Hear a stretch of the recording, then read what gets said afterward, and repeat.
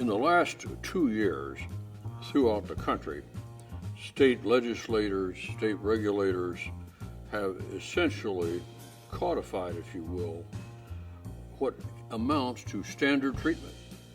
Now, we've always had the World Health Organization three-step ladder and a lot of guidelines, but states have stepped in and fundamentally said that a dose of opioids between 60 and 120 milligrams of morphine equivalents is standard treatment.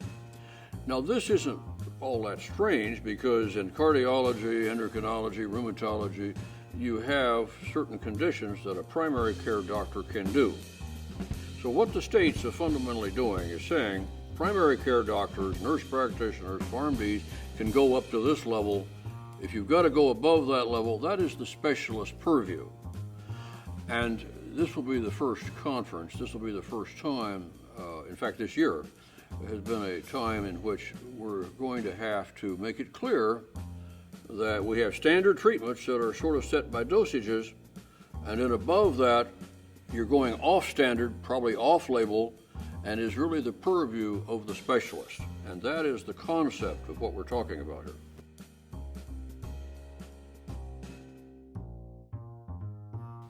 We don't know. We know that we have something like 12 million people in the United States who take opioids on some basis. Are we looking at 10%, 5%? I really don't know. We will find out as time goes on.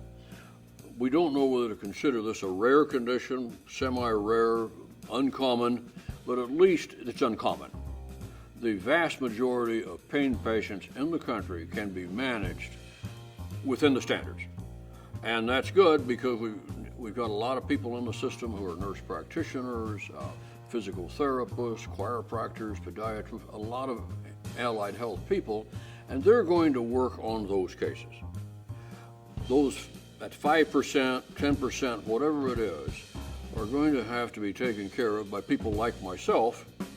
And incidentally, I kind of like this because I'm looking over my own practice and saying, you know, I've got some people here who don't need my help. Why should I spend my time as a specialist taking care of a patient that a good nurse practitioner can take care of? And so it's working both ways. I'm actually quite supportive of this concept.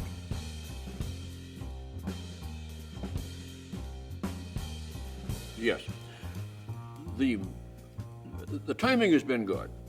Within the last 2 or 3 years, for the difficult case, the non-standard case, we're doing in what all other branches of medicine do, and we're underpinning the treatment of these people with laboratory testing.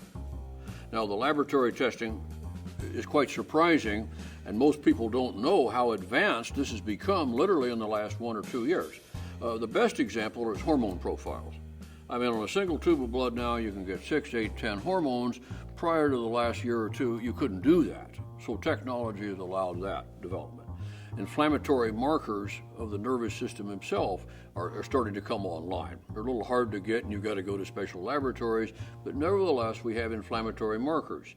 We have something new called pharmacogenetic testing, and this amounts to the ability of the liver, if you will, and the intestine to metabolize some drugs and some not. And people with severe genetic defects are going to have to perhaps take a higher dose of drugs and have to have special care. Serum testing of opioid drugs is here, very common now. It used to be you had to go to a special laboratory. Today you can go down to your corner laboratory, your local hospital, and all of those places have the technological capability of determining serum blood levels. Now, serum blood levels leads to another issue, and that is part of this rare group, or this unusual group, are people who can't take oral drugs. It's amazing in this country how many people have had abdominal surgeries, how many people have autoimmune diseases, or they've had head trauma that interfere with the gastrointestinal tract, and so they can't take oral medications. So these people are going to need to be the purview of the specialist, because they're going to need injectable medications or non-oral formulations of some kind. So when you put it all together, the specialist today, the pain specialist, needs to underpin the treatment of these difficult cases with laboratory testing. It is the laboratory testing that tells you which road you go down relative to treatment. And it's not a matter of just giving a bunch of more opioid drugs. these patients don't respond too well to opioid drugs, so there's a lot of new agents that are being used to treat these patients.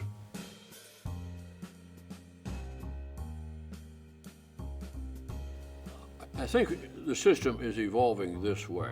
In fact, a lot of the state guidelines ask the primary care doctor or the nurse practitioner, for example, to consult with a pain specialist and find out what his or her opinion would be, and then implement that at the primary care level. Now, and that has to be done because there aren't enough of us pain specialists to take care of these things. For example, in California, where I reside, we don't have many nurse practitioners or physician assistants, not enough of them coming out of school to fill our slots in pain management. So we've just authorized in California the first PharmD to be able to do medical management. I happen to be the supervisor, but he's the first in the biggest state in the union, so that's a trend. Bottom line is, we're having to bring new people into the system, at the same time help the primary care physician, nurse practitioner, and PA do what needs to be done. And most of the state guidelines clearly spell that out. They don't ask the specialist to take care of everybody, but to consult with the primary care people. And that's the way cardiac problems are taken care of, diabetes is taken care of, arthritis is taken care of, asthma is taken care of. This is not a new concept. In fact, this is quite good because it is bringing pain management into hardcore medical systems, as it should be.